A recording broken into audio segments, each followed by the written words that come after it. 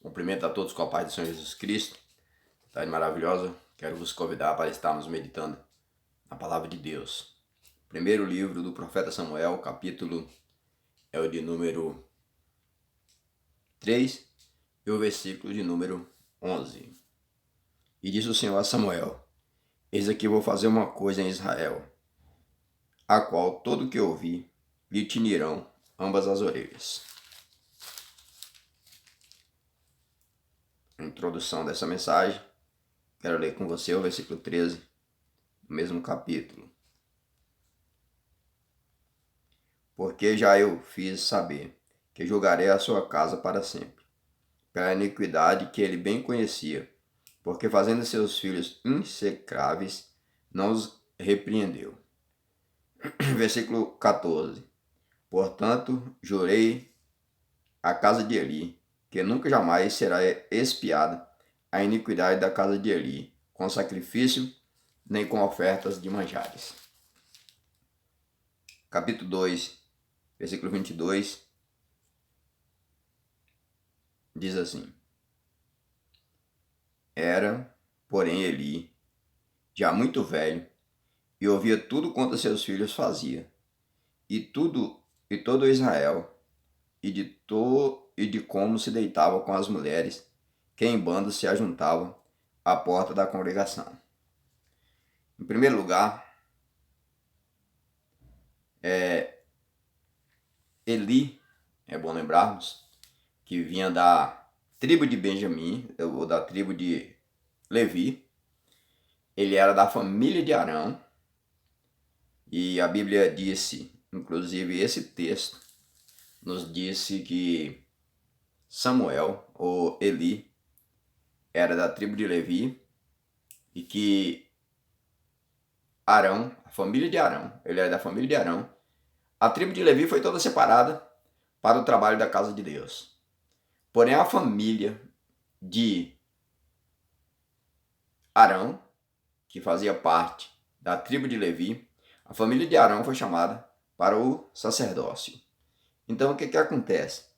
Eli era um sacerdote real, como diz a Bíblia, pois ele estava na família de Arão, e a Bíblia disse no versículo 27 e 28 a respeito disso, do capítulo 2, a respeito disso. A primeira referência que a Bíblia faz a Arão e a sua chamada está no Êxodo, capítulo 4, versículo 14.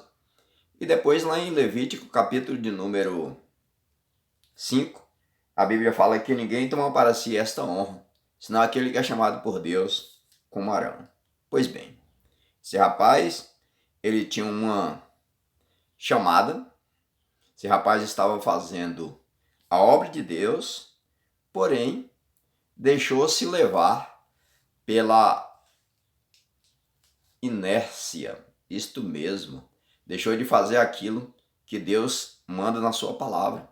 Começou a honrar aos seus filhos mais do que a Deus, ou seja, os seus filhos em pecado, seus filhos em rebelião contra Deus, e ele não os puniu, muito pelo contrário, deixou eles ministrando como se nada tivesse acontecendo. Samuel, ele vai para a casa de Eli desde novo, pois o capítulo 1 de primeiro livro de Samuel, ele fala a respeito de Ana, a qual fez um voto a Deus que entregaria o seu filho para servir na casa de Deus por todos os dias da sua vida, se Deus lhe desse um filho varão. E Samuel entra nessa casa. Agora imagine aí, Samuel vivendo num ambiente de pecado, num ambiente onde os obreiros da casa de Deus estavam se prostituindo e fazendo outras coisas referente à idolatria, referente ao partidarismo, referente a honrar-se e não está nem aí para o que a palavra de Deus diz. Porém, Samuel permaneceu inabalável, Samuel permaneceu fiel, e aqui Deus revela para Samuel que vai fazer uma coisa que vai tinir ambas as orelhas. E é sobre isso que eu quero meditar com você nesse momento. É uma notícia que tine ambas as orelhas. O que leva a isso, presbítero Frase? É colocar Deus em segundo lugar. O que leva a acontecer uma coisa que vem a tinir. A notícia tão terrível que vem a tinir ambas as orelhas. O que leva isso? É colocar Deus em segundo lugar. O capítulo 2, versículo 29 e 30. Porque dais coices contra o sacrifício e contra a minha oferta de manjares, que ordenei na minha morada, e honras a teus filhos mais do que a mim, para vos engordasse do principal de todas as ofertas do meu povo de Israel? Versículo 30. Portanto, assim diz o Senhor, Deus de Israel, na verdade tinha dito, olha só, eu que a tua casa é a casa de teu pai, tinha dito, de teu pai, a tua casa é a casa de teu pai, andaria diante de mim perpetuamente. Perpetuamente e para sempre, né? Porém, olha, agora diz o Senhor, longe de mim tal coisa, porque aos que me honram, honrarei. Porém, aos que me desprezam serão envelhecidos. Daqui a pouco a gente entra nesse mérito aqui de a promessa de Deus é condicional. Segundo, honra os humanos mais do que a Deus. Aqui está no versículo 29, que ele, vendo seus filhos em pecado, permitiu que eles permanecessem ministrando no altar. Eita Deus, isso é estreito demais. A pessoa queria colocar alguém no ministério por algum interesse. No caso de Eli aqui era interesse familiar, passava a mão pela cabeça e deixava seus filhos rebeldes na direção da obra de Deus, ministrando na casa de Deus em pecado. Segundo, a bênção de Deus é condicional. Então é isso. Ele disse no versículo 30 que a promessa era para Arão e todos os seus descendentes. Então aqui está um descendente legal de Arão, que é Eli. Eli foi um homem de Deus, ele teve uma vida exemplar. A Bíblia não cita pecados pessoal de Eli, a não ser a negligência com a obra de Deus, de querer apoiar pessoas em pecado, estar ministrando na casa de Deus. Então seus filhos, o versículo 29 diz que eles davam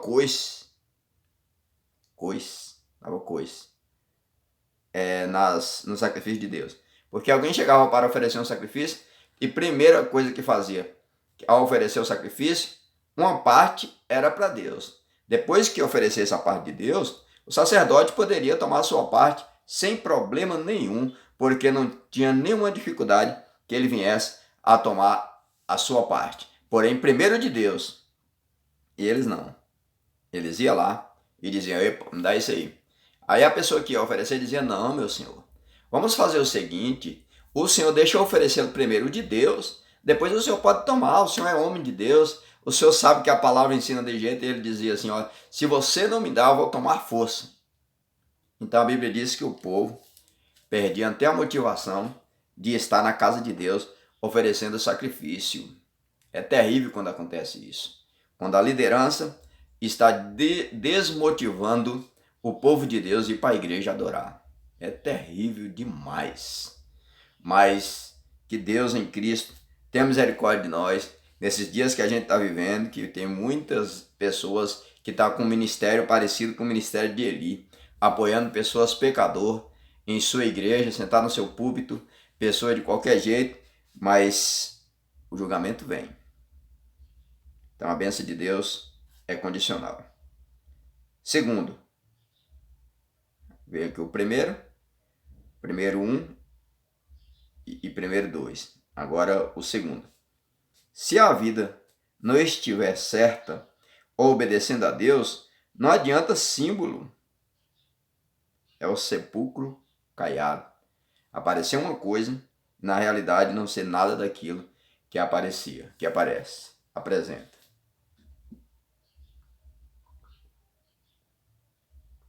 Levou a arca de Deus, achando que através da arca eles iriam conseguir impressionar. E na realidade até aparentemente impressionou mesmo. Aos homens impressionou. Isso é terrível, hein? Eles impressionou o homem com o símbolo mais sagrado, que era a arca. Quando a arca chegou, capítulo 4, versículo 4. Enviou, pois, o povo a Siló, e trouxeram de lá a arca do concerto do Senhor dos Exércitos, que habita entre os querubins. E os dois filhos de Eli, Éfron e Finéias, estavam ali com a arca do concerto de Deus. E sucedeu que, vindo a arca do concerto do Senhor, ao arraial, todo o povo jubilou com grande júbilo, até que a terra estremeceu. Pensei, foi tanto grito, tanta alegria de ter a arca perto deles, que a terra chegou a estremecer. Que coisa, hein? Que coisa mais que traz uma lição muito grande para nós. O capítulo 2, versículo 27 e 28 diz assim: E veio o homem de Deus a Eli e disse: Assim diz o Senhor: Não me manifestei na verdade à casa de teu pai, estando os israelitas ainda na terra do Egito, na casa de Faraó? 28. E eu o escolhi dentre todas as tribos de Israel para sacerdote, para oferecer sobre o meu altar, para acender o incenso e para trazer o éfode perante mim, e dei à casa de teu pai todas as ofertas queimadas dos filhos de Israel. Então eles estavam ali com tudo, né? Descendente de Arão. E Deus disse que os descendentes de Arão seriam sacerdote. A arca, que representava o que era mais sagrado, era ter uma ordem de Deus levar a arca, mas a sua vida não estava condizendo. O homem pode enganar, o homem pode impressionar, o homem pode fingir, o homem pode mostrar uma coisa e ser outra, mas diante de Deus não passa nada. Tudo Deus está vendo com os olhos como chama de fogo. Então pode até impressionar, mas não dá resultado positivo. Ao versículo capítulo 4, versículo 6 ao versículo 10, o que sucedeu com eles. Os filisteus, ouvindo a voz do júbilo, disseram: Que voz de tão grande júbilo é esta no arraial dos hebreus? Então souberam que a arca do Senhor era vinda ao arraial. Então a alegria dos filhos de Israel foi tão grande que a Bíblia diz que estremeceu a terra. Então os seus inimigos que estavam ali próximo, ouvindo aquele som, que barulho é esse?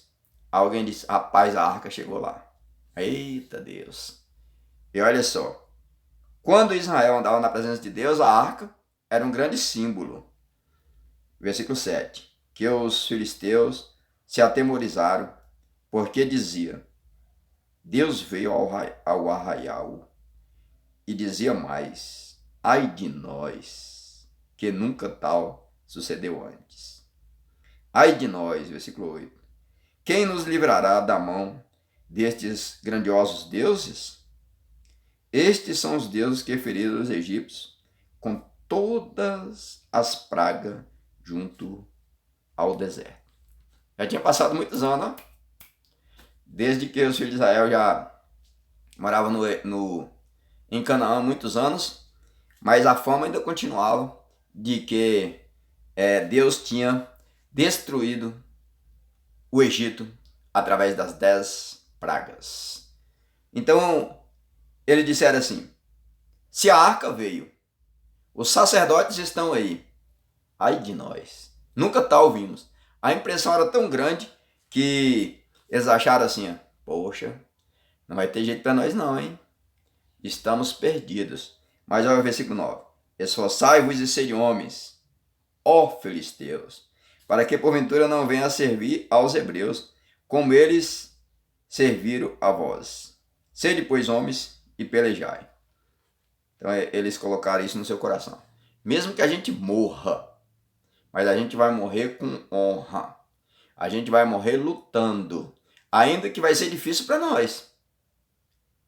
Pelo que ouvimos, pela impressão que está causando através da arca aqui, pelo júbilo que já temos ouvido deles, e pelo que a gente sabe que Deus já fez atrás com eles, vai acontecer com nós uma tragédia. Só que tem uma coisa, a gente não vai se entregar. Então pelejaram os filisteus, Israel foi ferido, e fugiram cada um para a sua tenda. E foi tão grande o estrago, que caíram de Israel 30.000 homens.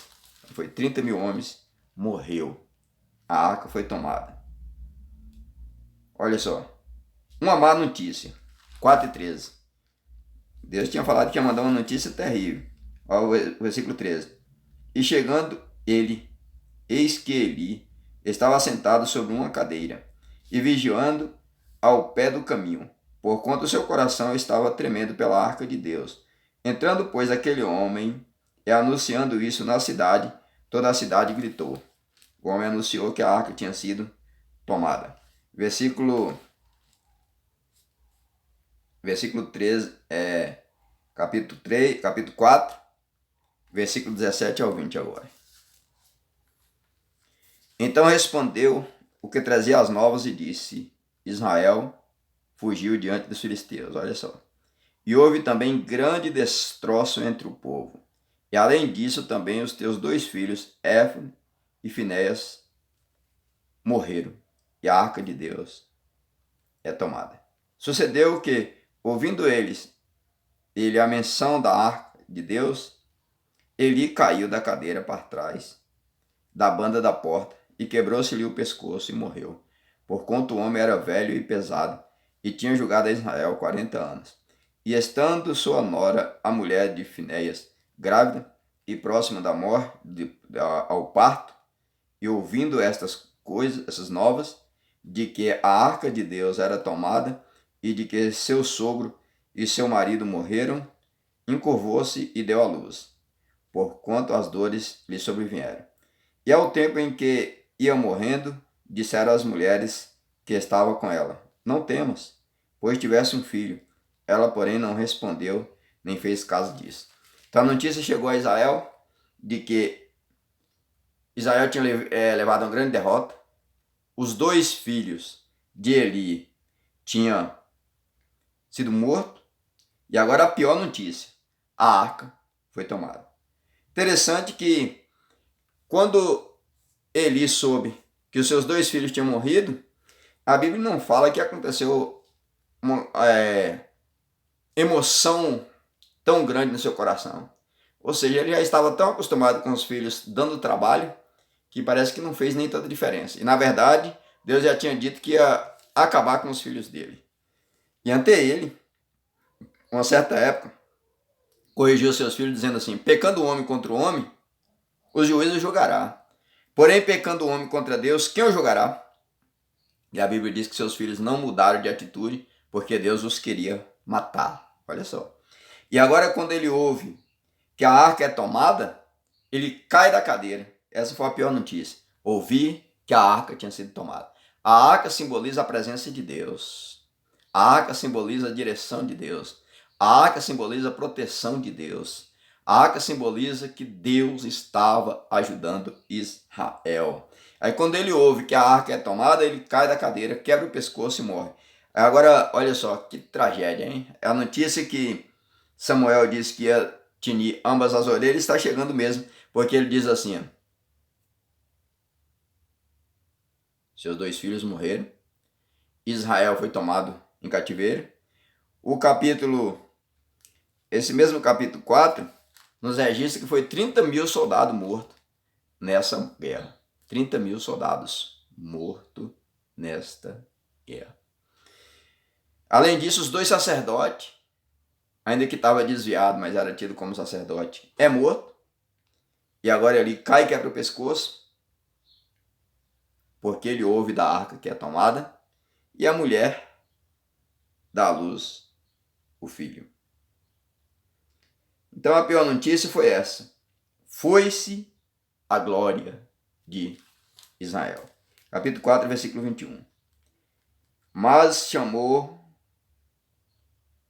ao menino e acabou, dizendo: Foi-se a glória de Israel, porquanto a arca de Israel foi levada presa, e por causa do seu sogro e do seu marido.